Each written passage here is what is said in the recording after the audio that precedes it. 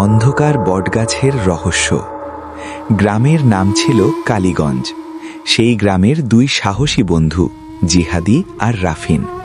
ছোটবেলা থেকে তারা একসাথে বড় হয়েছে। দুজনেই একটু দুষ্টু আর একটু বেশি সাহসী। গ্রামের সবাই বলতো ওই দুটো ছেলে না একদিন বিপদে পড়বেই।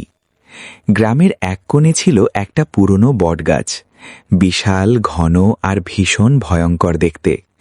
লোকজন বলতো ওই গাছের নিচে নাকি রাত 12টার পর সাদা কাপড় পরা এক মহিলা দাঁড়িয়ে থাকে। কেউ কাছে গেলে সে ডাকে, এই দাঁড়াও।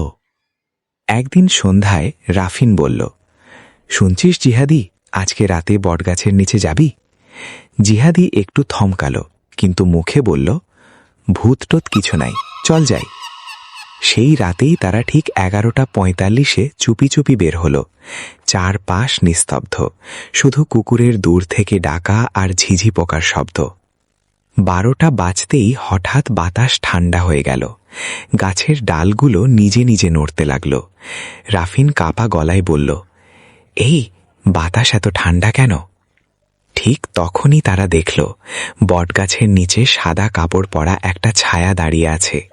মুখ দেখা যাচ্ছে না, চুলগুলো লম্বা আর এলোমেলো। হঠাৎ সেই ছায়া ধীরে ধীরে মাথা তুলল, তার চোখ দুটো লাল আগুনের মতো জ্বলছে। তোমরা কেন এসেছ?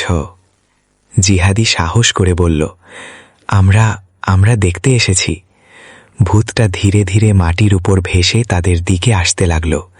রাফিনের পা যেন জমে গেল। তারা দৌড়াতে চাইল, কিন্তু শরীর নড়ছে না। হঠাৎ ভূতটা হাসতে লাগল, হা হা হা হা হা। সেই হাসির শব্দে চারপাশ কেঁপে উঠল। ঠিক তখনই জিহাদি চোখ বন্ধ করে বলল, আল্লাহর নাম নিয়ে দৌড় দে। দুজন একসাথে দৌড় দিল। পিছন থেকে যেন কারোর পায়ের শব্দ আসছিল। তারা না থেমে দৌড়াতে লাগল। গ্রামের আলো দেখা মাত্রই সেই শব্দ থেমে গেল। পরদিন সকালে গ্রামের লোকজন জানতে পারল বটগাছের নিচে বহু বছর আগে এক মহিলার রহস্যজনক মৃত্যু হয়েছিল। সেই থেকেই নাকি সে রাতে ঘোরে।